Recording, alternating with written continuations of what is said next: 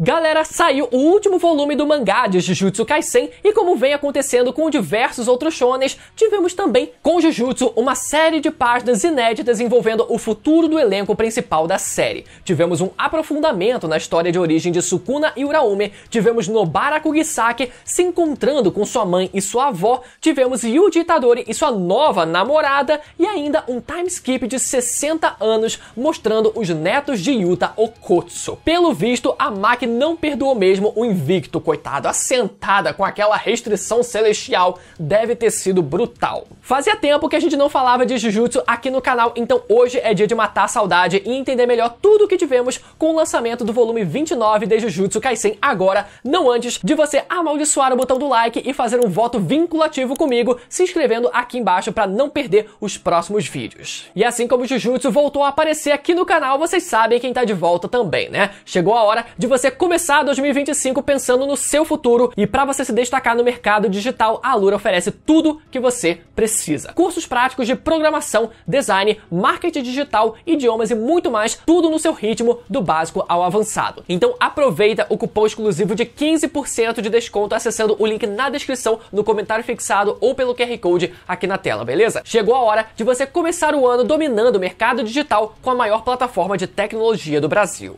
Vamos lá então, galera. A primeira coisa que tivemos de material extra no volume 29 se trata de algumas páginas inéditas envolvendo a morte do nosso querido feto amaldiçoado Choso. Vimos como Choso se sacrificou para salvar a vida do Itadori da explosão da flecha de fogo do Sukuna, formando aquela esfera feita de sangue criada a partir da sua própria energia amaldiçoada até o ponto em que o seu corpo foi inteiramente consumido pelas chamas. Choso morreu dando seu próprio corpo e sangue para proteger o seu irmão mais novo num dos momentos mais marcantes da reta final de Jujutsu Kaisen. Apesar de ter se mostrado um péssimo professor, não tendo conseguido ensinar a técnica de manipulação de sangue, ele ainda assim exerceu de forma plena e perfeita o seu papel como irmão mais velho, protegendo Itadori até o fim. Porém, o que tivemos de material inédito na versão do volume 29 foram algumas páginas extras que dão ainda mais peso e profundidade para todo esse momento. Enquanto formava a sua esfera de sangue, vemos uma página mostrando como Choso pensou em cada pequeno detalhe para que ele pudesse garantir que Itadori fosse salvo das chamas de Sukuna, dizendo o seguinte, abre aspas, continue convertendo energia amaldiçoada em sangue, mantenha a casca externa com um meteorito de sangue, renove ela assim que queimar, libere o oxigênio no sangue para dentro dela, entregue sua vida e com um voto a amarre bem com seu orgulho de irmão mais velho. Fecha aspas. Além disso, logo em seguida, vemos Choso num plano metafísico conversando com seus outros dois irmãos, pedindo desculpas a eles, porém com os outros dois o confortando e dizendo que estava tudo bem.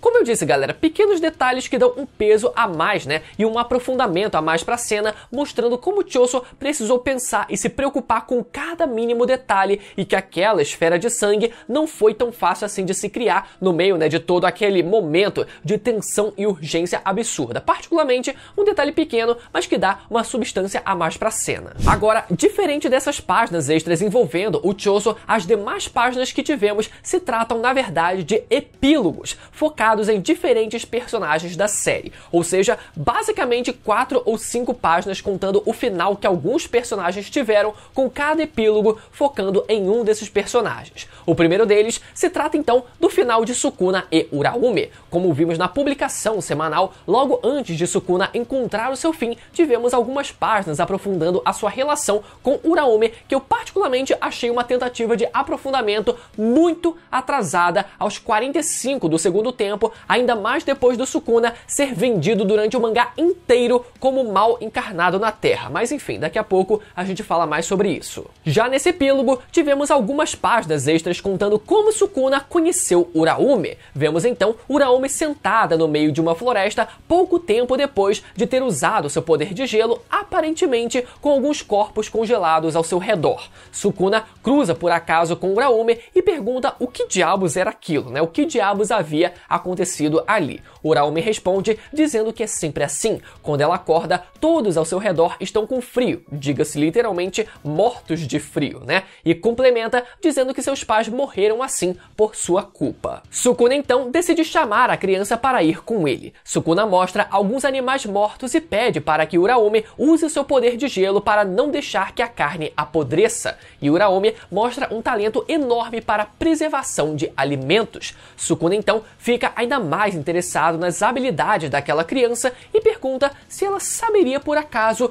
picotar humanos, afirmando que, dependendo da pessoa, um ser humano pode ser considerado uma baita de uma iguaria. Logo depois, cortamos para o presente com Sukuna e Uraome de mãos dadas partindo para o além, assim como tivemos no final da série. Uraome pergunta por que Sukuna-sama não sente frio estando perto dela e Sukuna responde, abre aspas, isso vale para você também, Uraome, porque você não sentiu frio estando ao meu lado. Fecha aspas.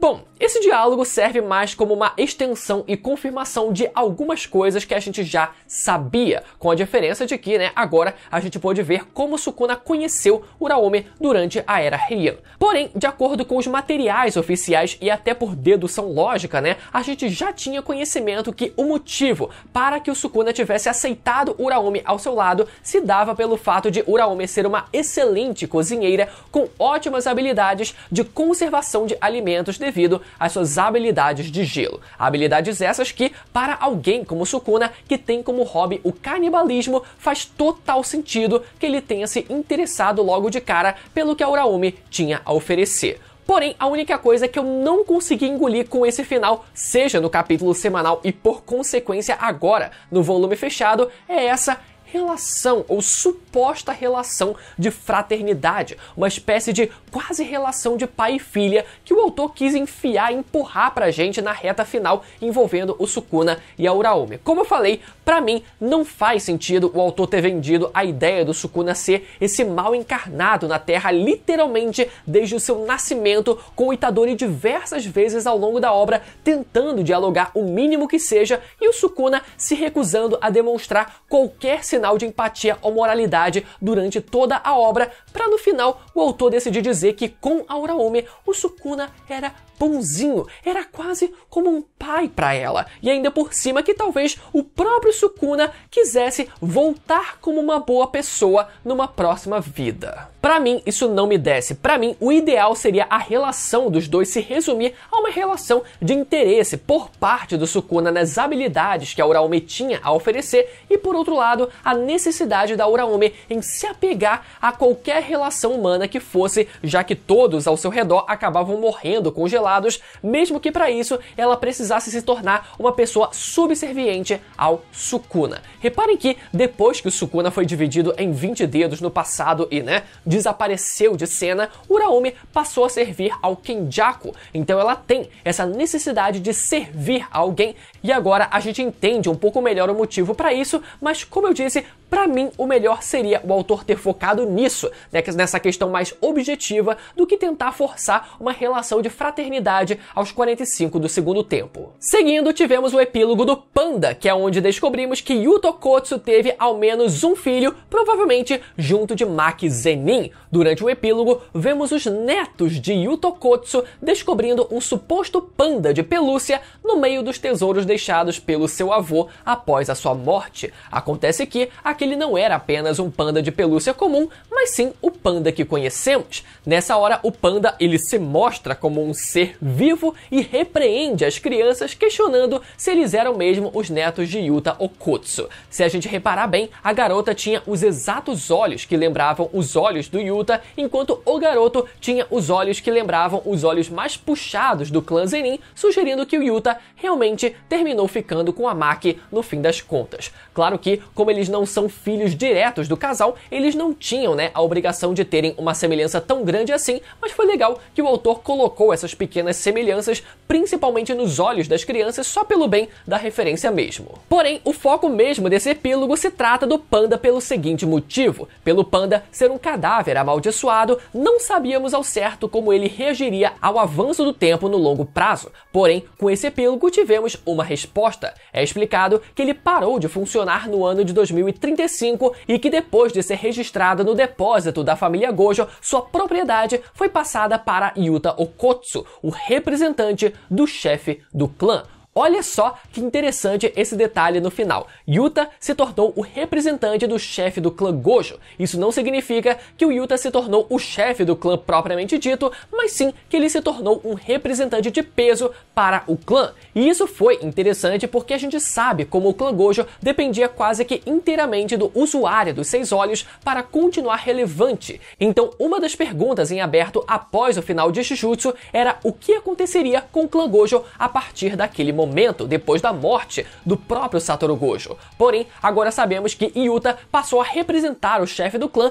na sociedade Jujutsu, já que o chefe por si só não deve, ou não devia ser alguém relevante de fato. Agora a pergunta que fica é por que o Yuta por si só se tornou o representante do clã? A provável resposta para isso deve ser pelo fato do Yuta ser um parente distante do próprio Gojo e consequentemente dividirem o mesmo sangue em comum, tanto que isso abriu margem para teorias na época de que talvez o Yuta pudesse herdar de fato os Seis Olhos após a morte do Gojo, não através da sua técnica de cópia, mas sim como legítimo herdeiro dos Seis Olhos. Isso não aconteceu, mas pelo visto esse parentesco distante em comum serviu sim para que o clã Gojo continuasse relevante na sociedade Jujutsu, e esse foi um detalhe que eu achei muito bem encaixado. Mas voltando ao Panda, que ainda é o foco desse epílogo, por incrível que pareça, nos é dito que mesmo no ano de 2080, 60 anos depois, quando se passa essa parte da história com os netos do Yuta, que ele ainda se move às vezes. Então basicamente esse epílogo serviu para que a gente soubesse o que aconteceria com um cadáver amaldiçoado após um longo período de tempo, mas serviu principalmente para a gente ter uma noção do que aconteceu com o Yuta e o clã Gojo nos anos seguintes. Claro que depois da morte do Yuta, a gente não tem como saber se o clã Gojo continuou tendo relevância no mundo,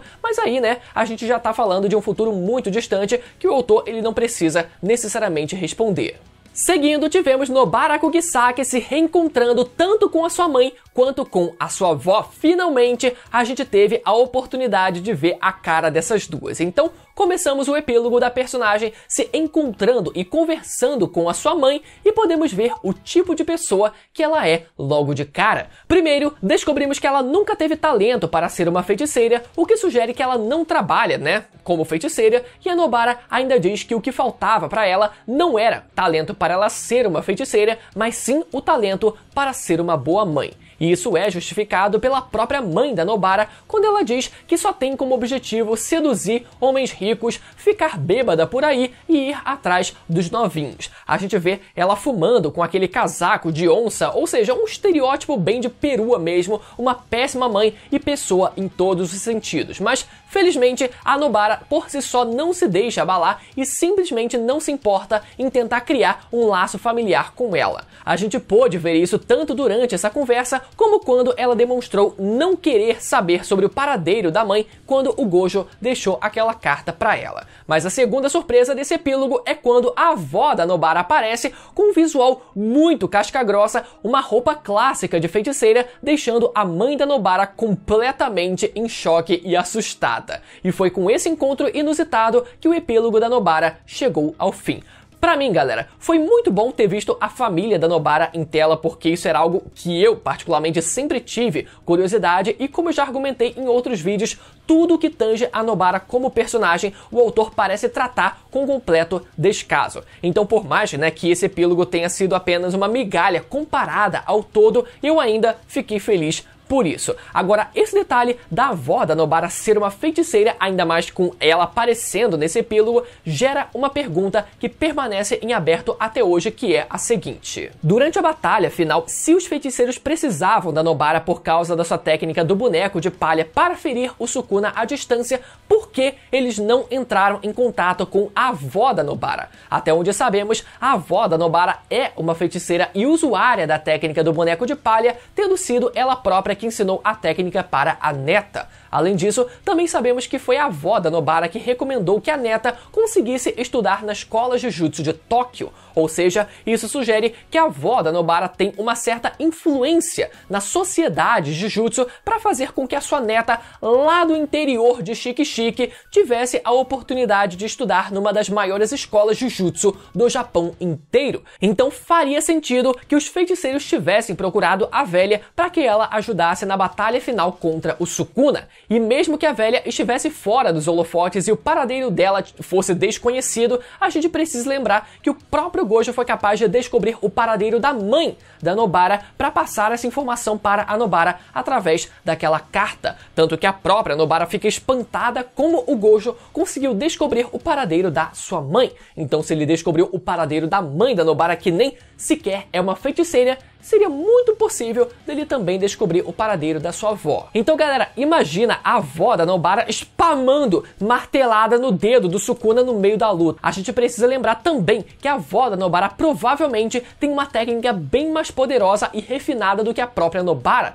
Então, o estrago seria enorme. Fora que oportunidade para isso não faltava. Ela poderia martelar o dedo do Sukuna na hora que os feiticeiros estivessem com a espada do Higuruma na mão tentando acertar o Sukuna, ou mesmo durante a disputa de expansão de domínio com o Gojo, para fazer o Sukuna perder a compostura e acabar tomando o vazio ilimitado na cabeça. Enfim, galera, oportunidade não faltava, mas talvez o autor possa dar algumas desculpas, né? Por exemplo, dizer que os feiticeiros simplesmente não pensaram na possibilidade de convocar a avó da Nobara para a batalha, já que o plano de usar a própria Nobara só veio meio que em cima da hora depois que ela acordou do coma, mas até isso seria difícil de engolir, já que o próprio Gojo se preocupou em descobrir o paradeiro da mãe da Nobara no mês que antecedeu a luta, então ele poderia muito bem ter pensado em chamar a velha para batalha. Afinal, eles chamaram até o Miguel para participar, que não aparecia sabe-se lá quanto tempo, né, já no mangá. Como eu falei, a velha parece ser uma feiticeira de influência na sociedade Jujutsu por ter conseguido uma vaga para neta numa das maiores escolas de todo o Japão. Mas,